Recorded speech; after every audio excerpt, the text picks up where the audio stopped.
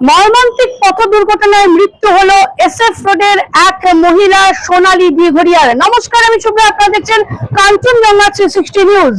শিলিগুড়ি থেকে সেবকের দিকে যাওয়ার পথে 7 থেকে 8 মাইলের মাঝখানে একটি মর্মান্তিক পথ দুর্ঘটনা হয়, যার জেরে এক মহিলার মৃত্যু হয়েছে এবং 5 জন কিন্তু আশঙ্কাজনক অবস্থায় শিলিগুড়ি সেবক রোডের একটি বেসরকারি নার্সিং হোমে ভর্তি রয়েছে। পুলিশ সূত্রে যেমনটা খবর, ভোর রাতে শিলিগুড়ি থেকে সেবকের দিকে যাচ্ছিল একটি 4 চাকা গাড়ি এবং সেই 4 চাকা গাড়িতে গাড়ির চালক শুদ্ধ কিন্তু আরো 5 জন ছিল, যারা কেউ এসএফ রোডের বাসিন্দা, কেউ বর্ধমান রোডের বাসিন্দা, কেউ কিন্তু উত্তরায়ণ টাউনশিপের বাসিন্দা।